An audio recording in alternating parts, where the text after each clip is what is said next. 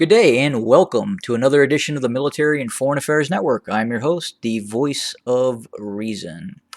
So in today's Horn of Africa update, I wanted to discuss the Tigray Defense Force strategy. And I wanted to try and explain why it is very successful at this point. I do understand that there has been some comments specifically about some of the content that I've published that would indicate that the possibility that the Tigray Defense Forces are suffering defeats. And I'm going to try to explain why that's not the case, and I'm going to try and explain how the Tigray Defense Force is conducting its war goal and war aims in a successful manner.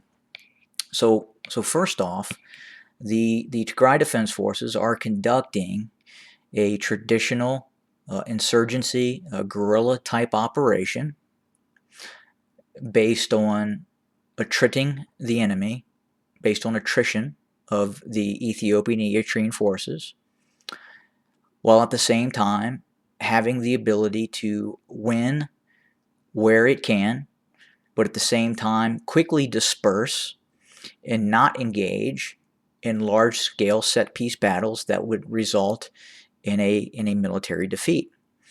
And this is the war goal and war aim of the Tigray Defense Forces until it has adequately caused enough attrition inside of the Ethiopian army and Eritrean army to where it can actually win on the battlefield.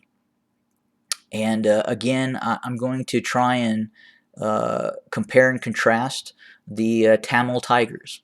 So there's a very interesting comment that tried to compare the Tigrayan Defense Forces with the Tamil Tigers.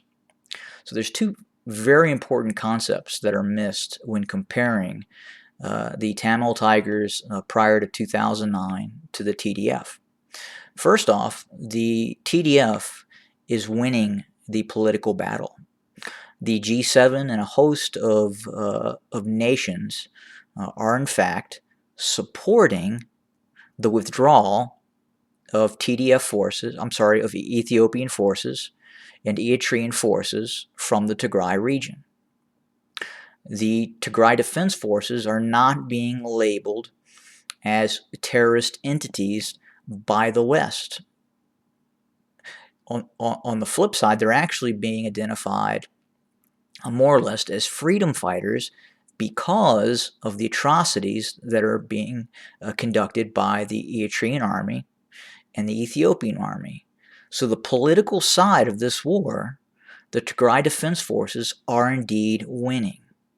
And as long as the Ethiopian army and the Eritrean army continues this hard power tactic, while at the same time conducting atrocities, while the Tigrayan Defense Forces are releasing very well treated Ethiopian prisoners of war, they're releasing pilots, and they're operating with a code of conduct that can be physically seen by the international community.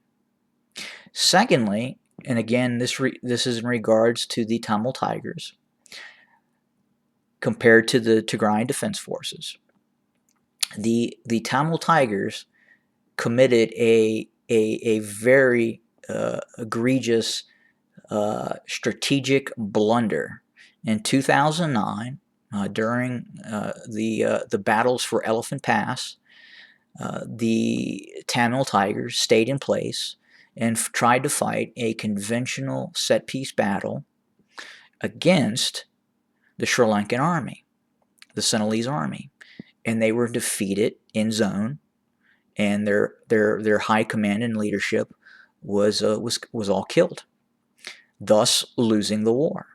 What should have been done by the Tamil Tigers was to bury their weapons, probably even while they were in the cage area of the Jaffa Peninsula, and dissipate, and have the ability to fight again another day.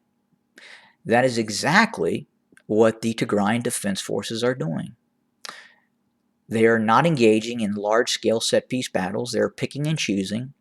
And when confronted with large-scale set-piece battles, such as a possible intrusion into central Tigray, they are dissipating.